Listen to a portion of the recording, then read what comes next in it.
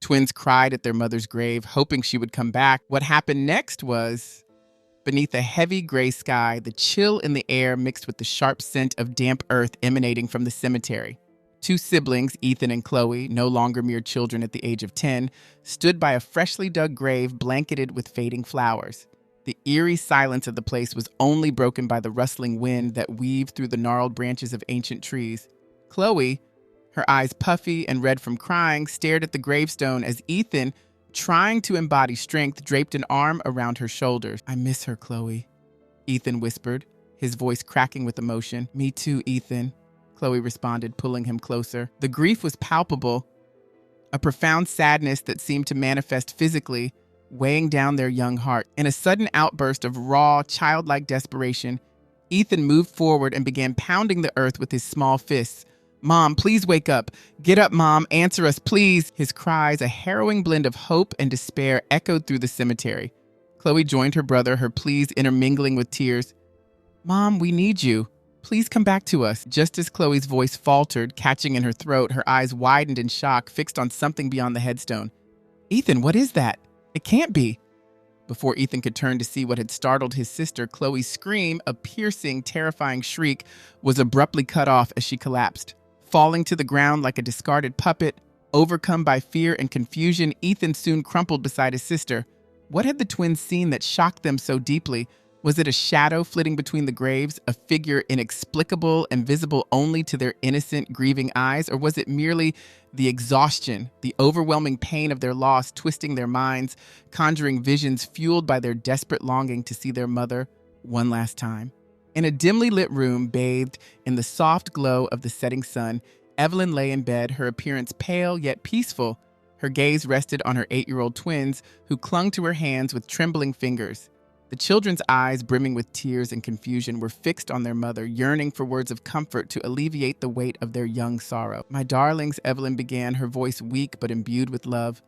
"Everything will be okay. Soon I'll be in heaven, watching over you as your guardian angel," Evelyn whispered, her voice soft yet clear. At her words, Ethan and Chloe's tears flowed more freely, their small bodies shaking with sobs. "No, Mom, please don't leave us," Chloe begged, her voice desperate. "If you must go, let us come with you." Ethan, clutching his mother's hand tighter, mirrored his sister's plea. Evelyn offered a gentle, sorrowful smile and caressed their head, her touch as comforting as only a mother's can be. "You both have so much life to live," she murmured. "There's so much joy ahead, so many happy moments yet to experience. You can't come with me, my love." Though they listened, the concept was too vast for their young minds to fully grasp. Evelyn continued, "Everything your father and I have worked for will be yours, but until you're older, your uncle will manage everything. He'll look after our businesses, and more importantly, he'll look after you." Ethan, with the candidness of a child, looked up and said, "But we don't want to be rich, Mom. We just want you to stay." Chloe, tears streaming down her cheeks, nodded vigorously in agreement. "Yes, we just want you, Mom." Evelyn's heart ached at their words, seeing the raw desperation in their eyes. "Oh, how I wish I could stay," she sighed, her voice cracking slightly. "But some things in life are beyond our choosing. Remember always, my love for you is boundless. That will never change, no matter where I am." "The twins, my brave little ones," Evelyn whispered again, her voice soft and laden with both immense love and profound sadness. "It's time for us to part. Please know how deeply I cherish each of you." Ethan, striving to show courage, tightened his grip on his mother's hand. "I love you, Mom, but why must you leave us?" Chloe, unable to contain her sorrow, wept openly. "Mom, don't leave. We can't imagine life without you," she pleaded. With her remaining strength, Evelyn returned the pressure of their hands. "My dear children, I would stay if I could. Everyone has their journey, and mine leads me elsewhere now. But remember, you are never truly alone. I will keep watching over you, caring for you, and loving you from wherever I am," she reassured them, pausing as tears interrupted her words. She gathered herself and continued, "Be brave, live wonderfully, love deeply, and always carry the pride I feel for you in your heart." The weight of the moment overwhelmed Chloe and Ethan, their small bodies trembling as they clung to their mother. Drawing from her dwindling reserves of strength, Evelyn embraced them tightly, kissing each of their foreheads, memorizing every feature of their beloved faces one last time. "Goodbye, my angels," she murmured, her voice thick with emotion, her cheeks wet with tears. "Always remember your mother's love." The room filled with the twins' sobs as they held on to their mother, whose grip gradually relaxed. Her breathing slowed, eventually blending into the silence that filled the room. A profound quiet that the legalities are quite explicit, the lawyer stated somberly. The custodian of the children also manages the estate. If you send them to school, you forfeit control over the finances. Disappointed, but still intent on maintaining his grip on the fortune, Victor grudgingly allowed the twins to stay within the mansion. Nonetheless, his behavior towards them was far from nurturing. Victor's children, harboring jealousy and resentment, quickly took to mistreating Ethan and Chloe. One day, as the twins were playing quietly in their room, their cousins stormed in. "These rooms belong to us now," they declared, pushing Ethan and Chloe into the hallway. "You'll be staying in the guest room from now on." Confused and hurt, the twins reluctantly relocated to a small, stark room that lacked the comfort and memories of their previous quarters. Victor further restricted them, barring them from their usual play areas and cutting off access to their beloved toys. The children's nights were filled with tears as they cried themselves to sleep in the unwelcoming, cold guest room, feeling increasingly forsaken each day. Some household staff, still loyal to Evelyn's memory, tried to provide the twins with covert comfort and support. Yet, whenever Victor caught wind of these compassionate gestures, he dismissed those employees immediately. "These children must learn their place. We can't afford leniency," he would say icily. With each day, the mansion's atmosphere turned more chilling and inhospitable. Ethan and Chloe, stripped of love and facing constant animosity, depended solely on each other, their shared memories of better times helping them withstand their uncle's relentless harshness. Within the walls of Victor's grand but grim abode, the days were long and lonely for Ethan and Chloe.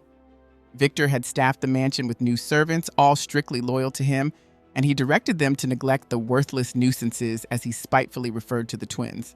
Additionally, he implemented a rigid, almost punitive regime that further isolated and controlled them. The twins were confined to the mansion, isolated from the outside world and schooling.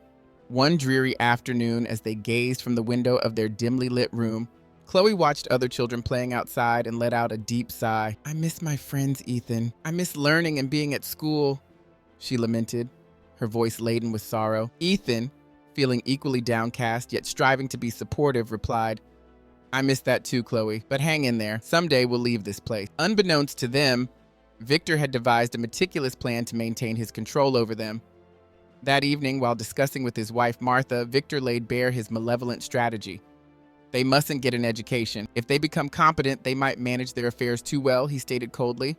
"They must remain uninformed. By the time they inherit their fortune at 18, they'll be completely dependent on us, and effectively, all will be under our control." Martha, initially a passive observer, found herself increasingly conflicted as she saw the twins' plight deepen. "Victor, this is crossing a line. I'm starting to pity them," she confessed, her conscience stirred by the children's misery. Victor, unfazed, retorted sharply, "Don't falter now. This is about our future. We must stay the course."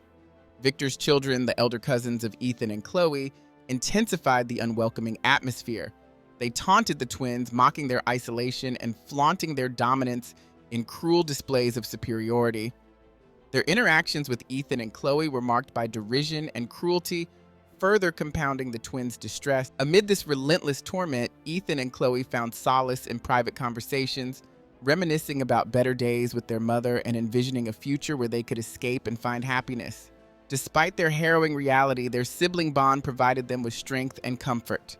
Each night before they drifted to sleep, Ethan and Chloe reassured each other with a promise to always protect one another, holding on to the hope of one day breaking free from their callous uncle's grasp. In the once joyful and lively mansion, now only the shadows of sadness and despair remained, echoing through the empty halls. In the shadows of their bleak existence, Ethan and Chloe found themselves increasingly forgotten by the world. No visitors came, and no relatives inquired about their welfare. Each day without their mother felt longer and heavier within the sterile, manipulative confines Victor had engineered. One particularly somber, rainy afternoon, as silence enveloped the mansion, the twins retreated to their modest guest room. The only space they felt was truly theirs. Sitting on the chilly floor, leaning against the cold wall, Ethan turned to Chloe, his voice quivering. "Mom promised us happiness, didn't she?" Chloe, tears welling up in her eyes, nodded slowly. "I pray for a miracle every day." Despite numerous attempts to break free from their oppressive confines, each escape effort was thwarted by Victor's vigilant employees who ensured the children remained captive. Each failed escape attempt resulted in severe punishments. whether it was starvation or confinement in even more restrictive quarters. These harsh reprisals only fueled their despair and discussions about the harshness of their uncle and his family. That evening, after enduring yet another arduous day, Ethan and Chloe found solace in each other's company as they curled up in bed. They held hands tightly, their voices barely audible as they united in a fervent prayer for deliverance. "Please, help us escape this torment," they whispered together into the dark. Drained by their relentless hardships, they eventually drifted into sleep, clinging to the slim hope that their prayers might be answered. In their dreams, they imagined a life far removed from the mansion's gloomy confines, a life filled with sunlight and laughter, just as their mother had wished for them. Amid the enduring gloom of the mansion, where days melded into endless nights, Ethan and Chloe's awareness and cunning grew. One after their plan fraught with danger, Chloe voiced her concern. "They always check on us, Ethan. What if we get caught?" Ethan considered her words, then responded with a resolute tone. "It's a big risk, but it may be our only chance. One of us should create a diversion. They'll likely catch that one, and the punishment will be severe. We'll be confined for days without food." Chloe understood the gravity of the sacrifice. "During those days, the other can work on breaking the window to prepare for our escape," she said, nodding slowly. "Right," Ethan agreed. "And we can't just walk out the front door. We'll disguise ourselves as one of the workers or gardeners and leave with them." Over the following days, the twins closely watched the mansion's employees and the ongoing construction activities, learning the routines and movements of everyone involved. When the day to act finally arrived, Ethan took the lead, making a dash for the front door during a routine worker visit to their room. As anticipated, he was quickly apprehended and dragged back inside. An enraged Victor commanded that the twins be locked in their room with no food and minimal oversight, certain the harsh penalty would keep them subdued. During this time, Chloe silently worked on the window, employing small tools they had previously concealed. By the second day's afternoon, she had completely removed the window frame. That night, donning old clothes and hats found among unshipped donations, the twins merged with the departing workers at dawn. Moving cautiously but with clear intent, they passed the guards, who were distracted with their morning routine and paid no attention to the laborers' faces. As they stepped beyond the mansion's confines, Ethan and Chloe inhaled their first breaths of freedom in ages. Despite the uncertainty that lay ahead, they knew each step forward distanced them from their past torments and edged them closer to the life of happiness and love their mother had always envisioned for them. Disguised as workers, they cautiously navigated past the mansion's gates. However, one gardener paused, his gaze landing on them. For a tense moment, he seemed torn. Should he alert Victor to their escape or remain silent? His duty urged him to report them. However, as Chloe's tears began to flow and she shared their plight, the gardener's decision wavered. Through her sobs, Chloe conveyed the unbearable conditions they endured.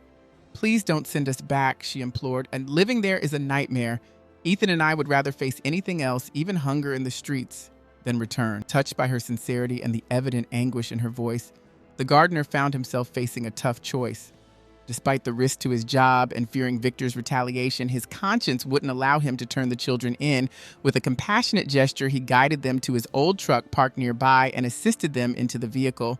As they drove away, the gardener's anxiety was palpable.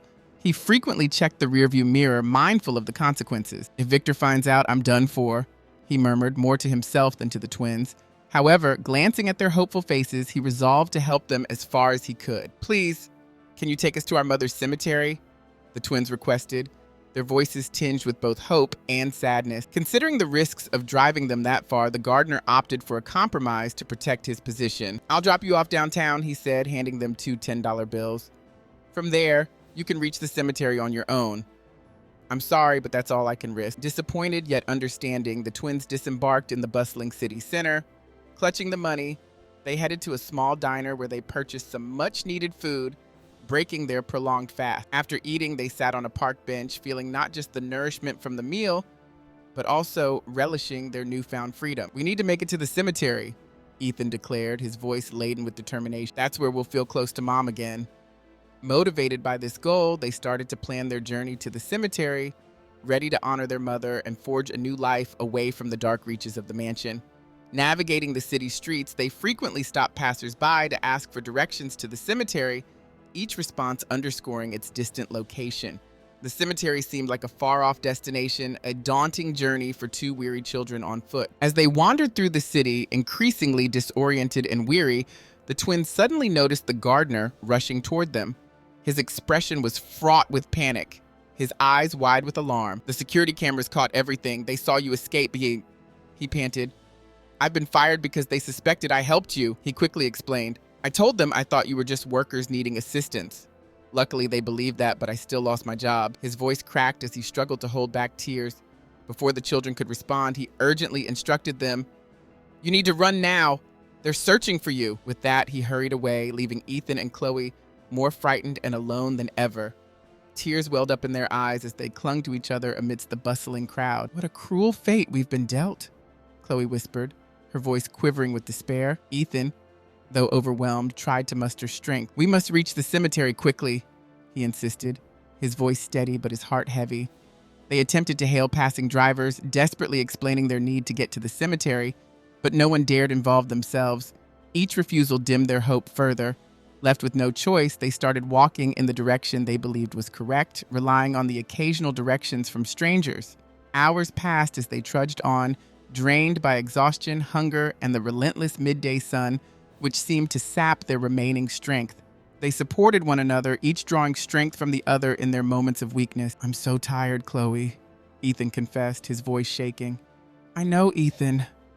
I'm exhausted too. But we can't stop now, Chloe responded, her legs nearly buckling beneath her. Just as they felt they could go no further, on the brink of collapse, they saw the silhouette of a church ahead. Summoning their last reserves of energy, they moved toward it, hoping it would offer some refuge or aid. It was a faint glimmer of hope in their dire situation, and they clung to it as their final chance for relief. Upon entering the church, they found a sanctuary that offered a momentary escape from their ordeal. Inside, the quiet and cool interior of the church provided Ethan and Chloe a much-needed respite from their arduous journey and the harsh realities of their plight. Father Patrick, with a warm demeanor and soothing voice, inquired about their evident distress and weariness. Overcome with emotion, Ethan and Chloe broke down and shared their harrowing tale of losing their mother and suffering under the tyranny of their Uncle Victor. The priest offered comforting words, assuring them of their safety and informing them that the cemetery they sought was nearby. You are under God's protection here, Mom, he assured them with a gentle smile before leaving to fetch them something to eat. However, the twins' experiences had sown seeds of mistrust deep within them. Worried that their brief respite might soon end, they opted to discreetly follow Father Patrick. From behind a column, they watched him pull out a phone and speak in subdued tones. Though they caught only fragments of the conversation, they understood enough to realize he was speaking with Victor, discussing the twins' whereabouts, and possibly negotiating some form of payment. This revelation shattered their fragile sense of security. Believing they had stumbled into yet another trap, Ethan and Chloe didn't wait to hear more. They slipped out silently, and once out of sight, they dashed away with all the energy they could muster. As they fled, tears mixed with the bitter sting of betrayal. Despite their exhaustion and despair, the threat of being recaptured by Victor and returned to his oppressive rule propelled them forward. Who can we trust now, Ethan? Chloe asked, her voice shaking with fear. No one, Ethan responded firmly, clutching his sister's hand. Only ourselves and perhaps the memory of our mom. Navigating through betrayal and uncertainty, the twins pressed on, determined to move away from danger and toward the freedom they yearned for. When they finally arrived at their mother's grave, time seemed to pause, a moment of profound stillness amidst their turbulent journey. The silence of the cemetery was profound, punctuated only by the sound of Ethan and Chloe's deep sobs. They knelt beside their mother's grave, hands clasped tightly together, tears flowing freely as they unleashed the sorrow that had accumulated in their hearts. Mom, why did you have to leave us? Chloe cried out, her voice laden with despair. Her words filled the air, a poignant echo amidst the tombstones. Ethan, equally heartbroken, joined in her lamentation. Mama, please stand up.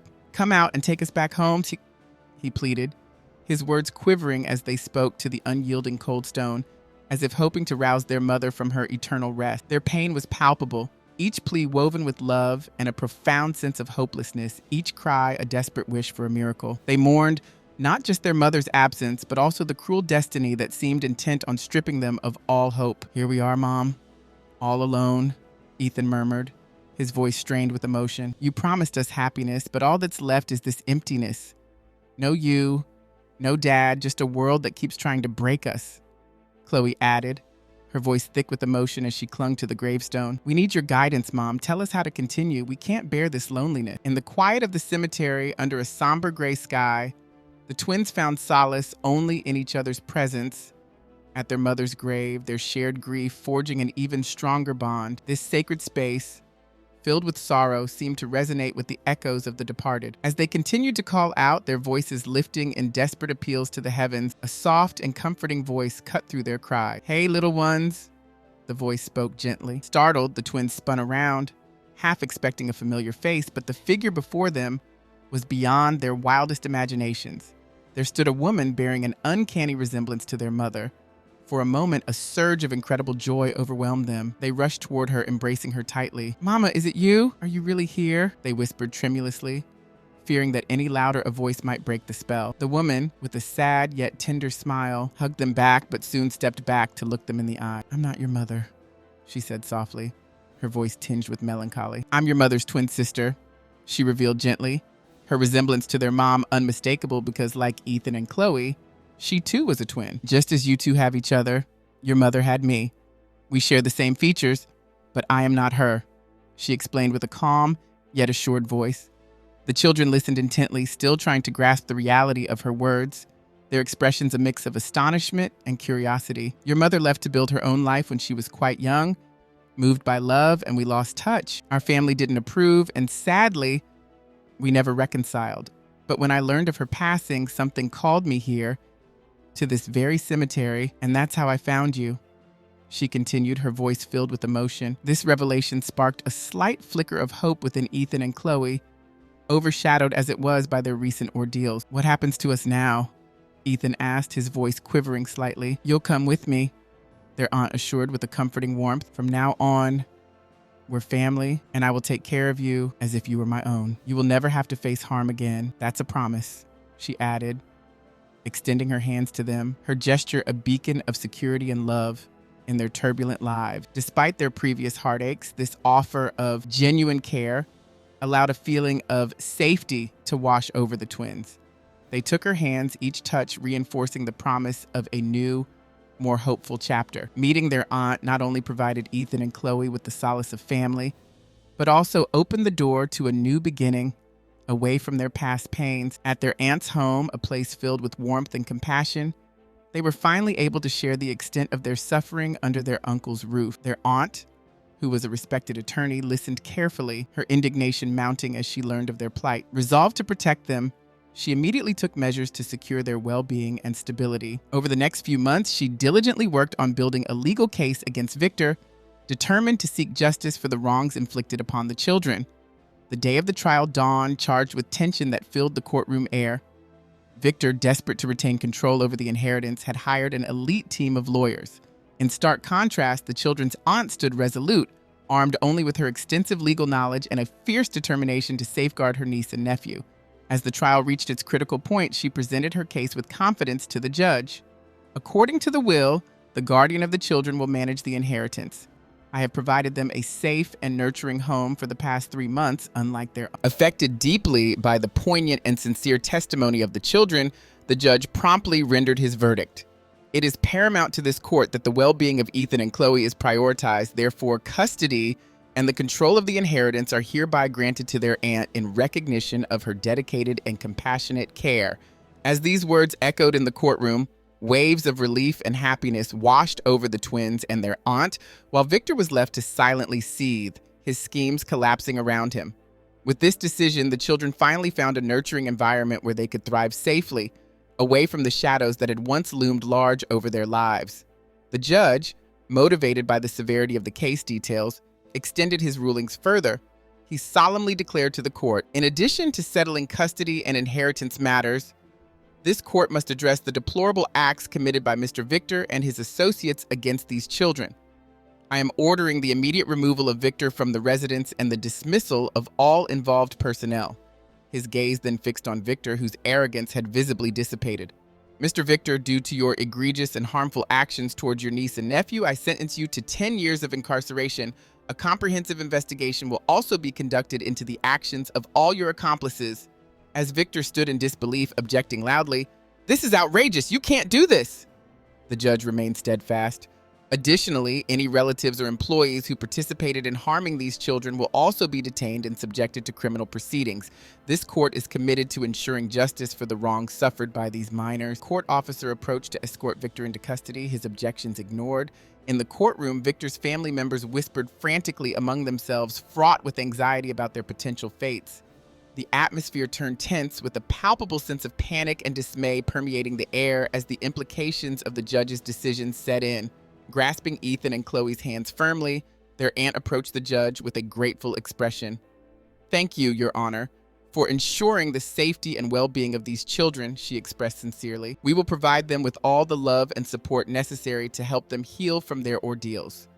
The judge responded with a grave nod, affirming his commitment. "It is the duty of this court to protect the most vulnerable among us. I trust they will find peace and happiness in a loving, secure environment." With Victor and his accomplices now incarcerated, this painful episode in the children's lives was concluded. For Ethan and Chloe, it marked the beginning of a hopeful and healing new chapter. As the courtroom gradually cleared, the sense of liberation they felt upon stepping outside was palpable. They were finally safe and free. At their aunt's welcoming home, Ethan and Chloe began anew, embraced by affection and care. The house resonated with the sounds of laughter and joyous play, reviving a cheerful atmosphere long absent. One sunny day in the garden, Chloe looked at Ethan and remarked, "Ethan, doesn't it feel like we're truly home now?" Ethan, beaming, replied, "Yes, Chloe, it really does. Aunt has become like a mom to us. Do you think she'd mind if we started calling her Mom?" After a thoughtful pause, Chloe's face broke into a wide grin. "Let's ask her." Hesitantly, they approached their aunt. "You've given us so much love and care. Would it be okay if we called you Mom?" they asked timidly. Tears welled up in her eyes as she smiled broadly, pulling them into an embrace. "Nothing would make me happier, my dear children," she replied joyfully. From then on, their aunt was their mom, and the home flourished with an even greater abundance of love and laughter. Recalling the kindness of the gardener who had assisted them in their time of need, they decided to offer him a permanent position on the estate with a respectable salary. "Thank you for being there when we needed you most," they told him upon extending the offer. The gardener, humbled and grateful, accepted. "Thank you for this second chance. I promise to look after this home and all of you with everything I have," he pledged. As time passed, Ethan and Chloe thrived in their nurturing home, each eventually starting their own families, yet they maintained their mother's house as the centerpiece of family gatherings. Watching her children play in the same garden where she and Ethan once played, Chloe said to her brother, "Look how much better everything has turned out. Mom saved us," Chloe reflected, her eyes gleaming with gratitude, "and she showed us the importance of loving and caring for others." Ethan nodded, his expression solemn yet hopeful. "And it's those lessons we'll pass on to our own children, that love and kindness can overcome any adversity." As the years unfolded, the grand house continued to be a beacon of happiness, a testament to the enduring strength of love despite life's trials. It stood as proof that love truly has the capacity to forge joyous outcomes. Before we conclude this narrative, I'd like to take a moment to reflect on our journey together through this tale. Although fictional, the story of Ethan and Chloe echoes real-life adversities faced by countless children worldwide, children who endure neglect, abuse, or the loss of protective and loving caregivers. It's deeply saddening to consider, especially given that children represent the purest and most innocent among us. They are the light of our world, deserving of love, protection, and opportunities to grow up in safety. This is why it's crucial that we intervene and support these young lives when they are in jeopardy. The right help at the right time can fundamentally alter a child's future. Often, just the knowledge that someone cares and that they are not alone is enough to light a path out of the darkness. Protecting children is not just a duty, it's a moral imperative. They depend on us to shield them from the cruelties of the world that they should never have to face. So, if you become aware of a child in distress or hear something troubling about their situation, do not remain silent. Act. Your voice could be pivotal in transforming a child's life. I invite you to share your thoughts on this story. Has it made you think about the well-being of children in your community? What can we do together to help? Let's keep this dialogue going in the comments. Discussing these issues increases awareness, and that awareness is the first step toward change. Thank you for joining me on this emotional journey. I look forward to our next conversation, but until then, let's commit to being vigilant and supportive of the young ones who need us most.